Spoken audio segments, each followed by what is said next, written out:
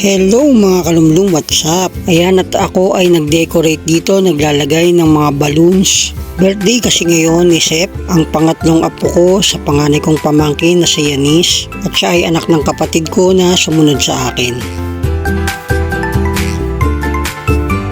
Ayan, at konting tusok pa nito sa kisame at okay na. Oh, okay.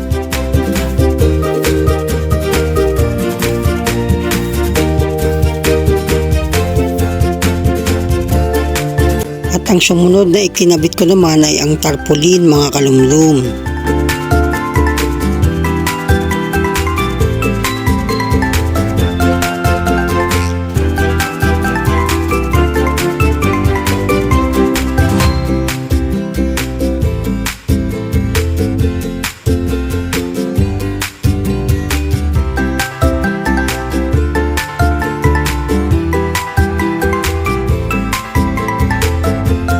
Ayan, at ang tarpaulin na ito ay ako na rin ang nag-edit nito sa aking cellphone gamit ang PixArt application.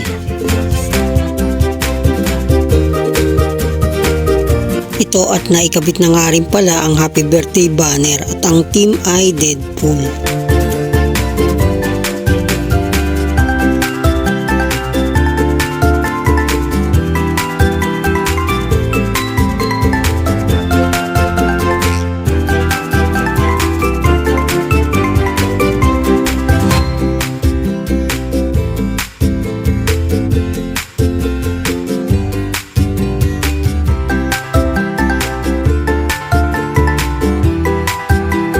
Simple lang naman itong ginawa kong birthday decoration mga kalumlum.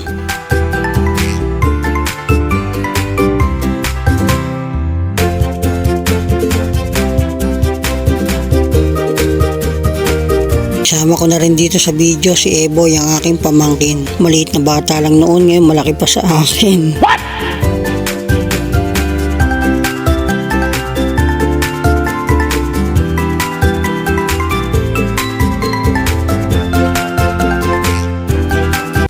Hours later. At ayan na nga ang mga batang invited sa birthday celebration na ito ng aking apo na si Sep.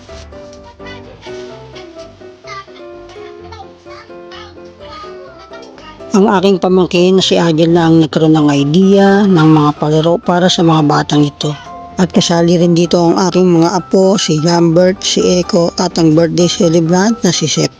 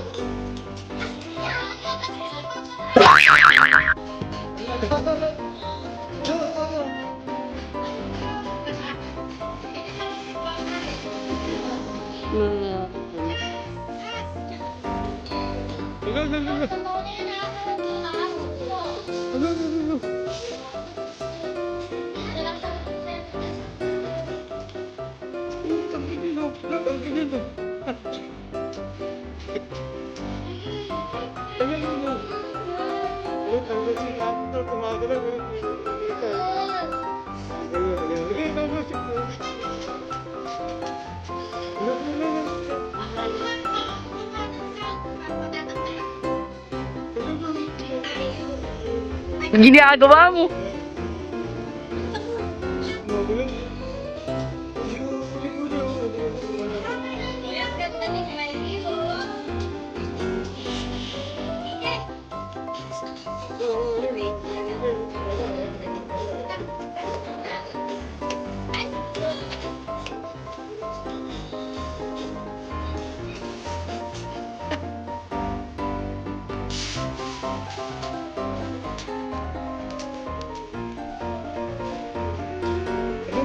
Oh, no, no, no, no.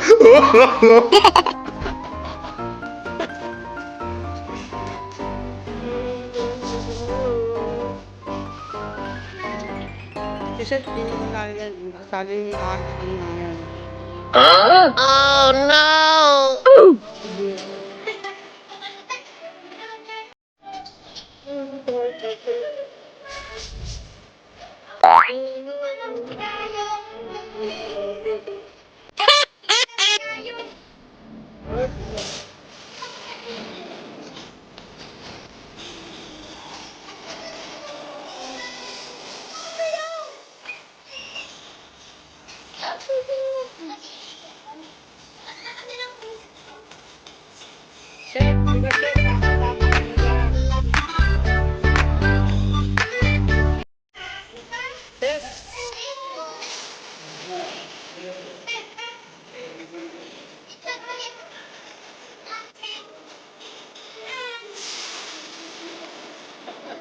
At kasali rin nga pala rito si Flash si Oster, ayan, yung pang-apat na apo ko.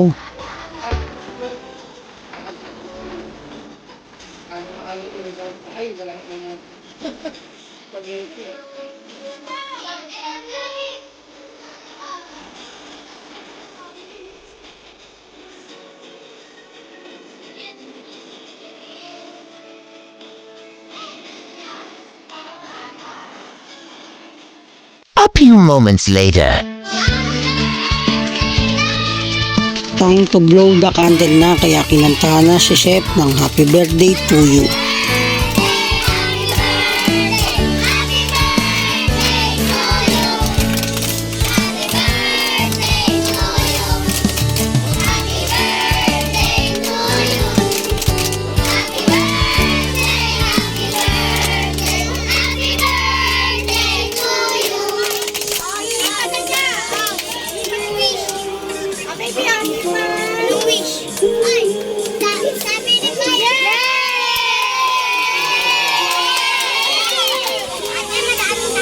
Later.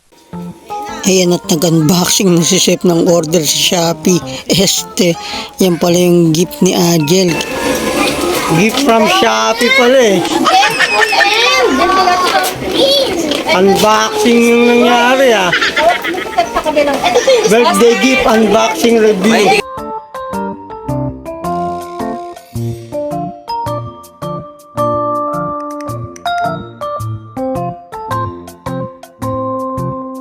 Ito na! Ito na! Inamin niyo muna. Birthday gift unboxing. O, smile ka dito sa feed. Hindi naman nakikita siya. Opo, smile ka muna dito. Smile ka muna. Osterap. 3 days later. Today Sunday at ako ay magsisimba mga kalumlum. Sumabay na nga pala sa akin si Eboy na sumakay dito sa tricycle at may pupuntahan daw siya.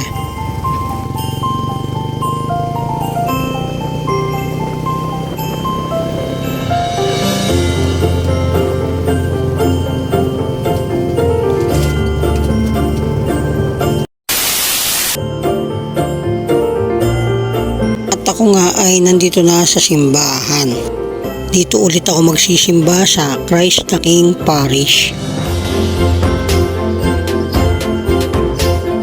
The next day. Ayan mga kalumlum, at yung puno ng mangga ng aming kapitbahay ay nag-over the bakod na. Wow! At kita nyo naman, hitik sa bunga ng mangga ang puno na ito mga kalumlum. Halos umabot na nga sa bubong ng aming house ang mga sanga ng puno ng mangga na ito. At kapag umangin ng malakas ay nagkakalaglagan lang ang mga bunga ng mangga na ito. Minsan nakalangan namin ay may bumato sa bubong ng aming house. Yun pala yung mga bunga ng mangga na nagkakandahulog na lang sa puno.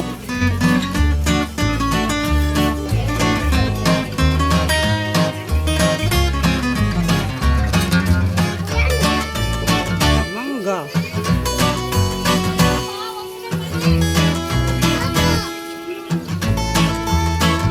Weeks later. Kami ay magsisimba sa Christ the King Parish.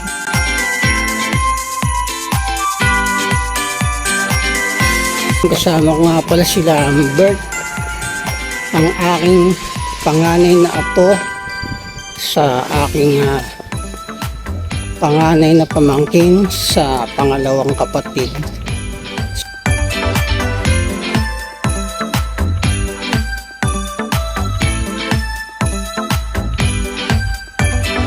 Mula sa may Muñoz Market ay nilakad na lang namin ni Lambert ang pagpunta sa may simbahan.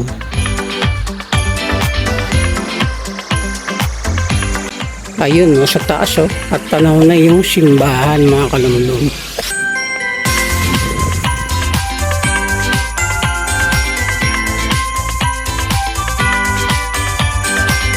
Mga kalumlum, nandito na kami sa Christ the King Parish Church. At ayan, kitang kita dito sa may labas ang simbahan.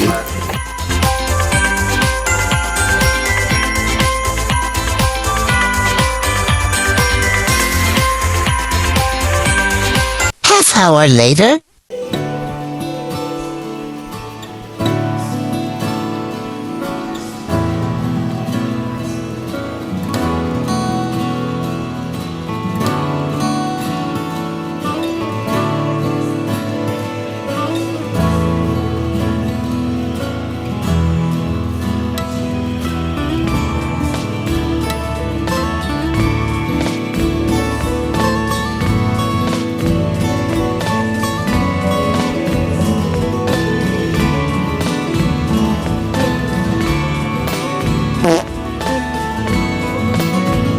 A few moments later. Hi mga kalumlum. Tapos na po ng simba. Kaya pupunta po kami sa Walter Mart. Tama. Mag-Walter Mart muna kami ni Lambert. Nandito na kami sa Walter Mart ni Lambert.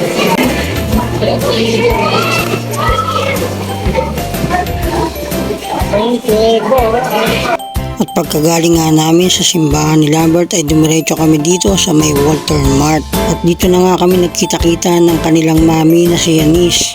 Kasama ang kapatid ni Lambert na si Eko at si Sep at ang pamangkin ko na si Iben. Nag-enjoy sila dito sa may amusement park.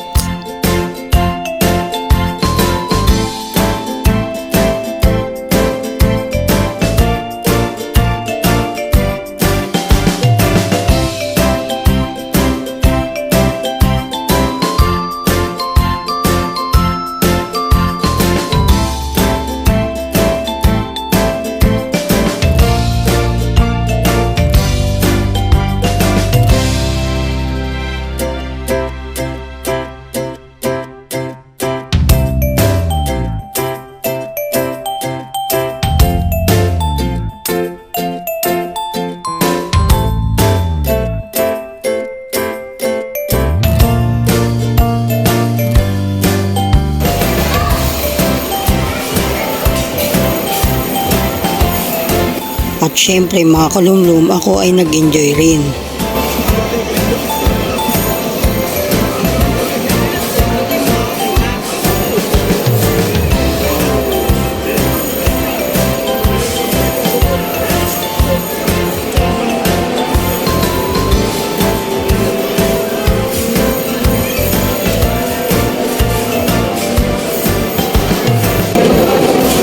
Huwag mo kasi banggain para bumilis ka. Huwag kang magbabangga. Oh no!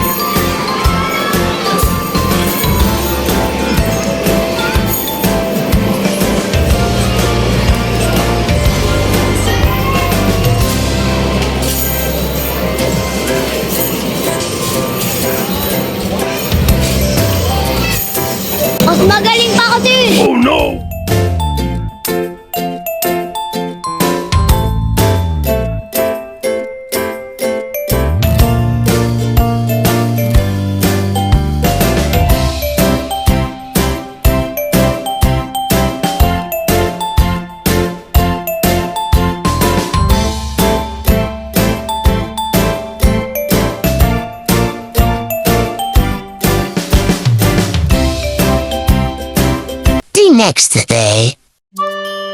Ito nga pala ang aming alagang aso, si Goiter.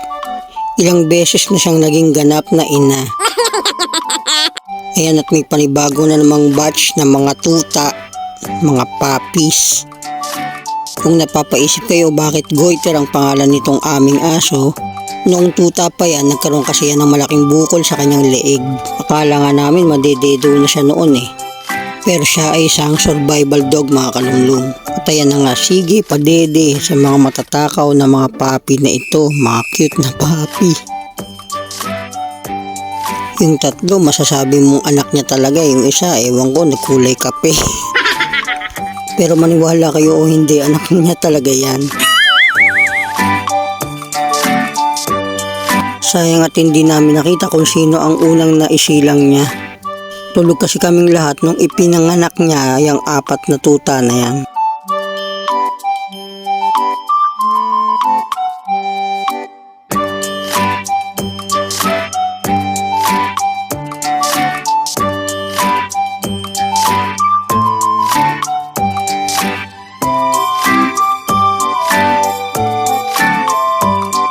Pero sa tingin ko ito siguro yung panganay. Ito kasi yung pinakamalakas dumede oh.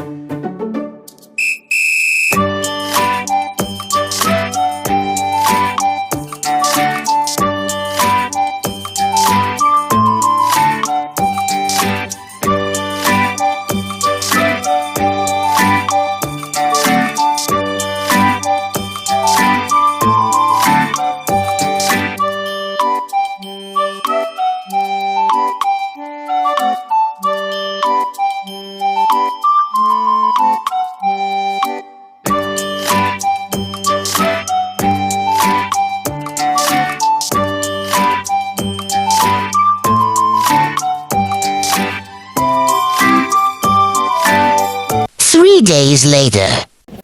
Ito nga pala yung naging gift sa akin ng aking pamangkin, no, si Adel.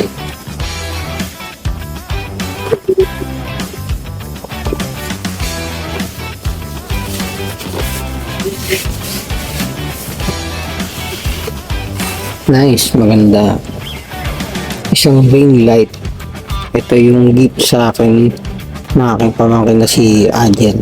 Thank you so much sa iyo, Adel. Thank you sa naging gift niya ni Ben na ring light.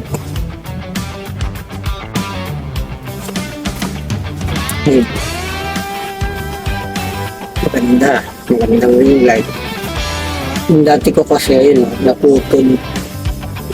Kaya ginawa ko na lang siyang hanging, nilagyan ko ng magnet. Ayan, ngayon, meron na ulit akong bagong ring light. Sweeten your day with just one bite. Taste the artistry sprinkled with magic and baked with love. Let your taste buds be the judge with My Sweet Creations by Olin.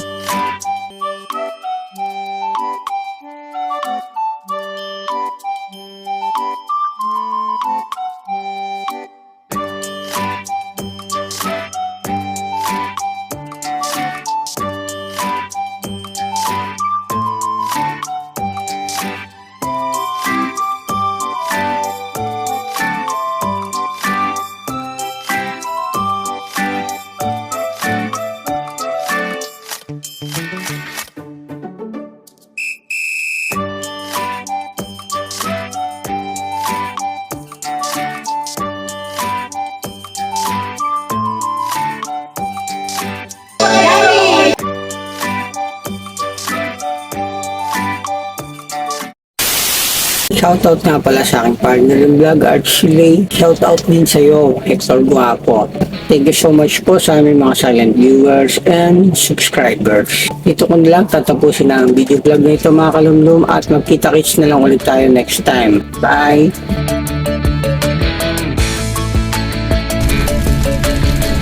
Welcome to our channel, Umaga Vlog. Please don't forget to subscribe and click the bell.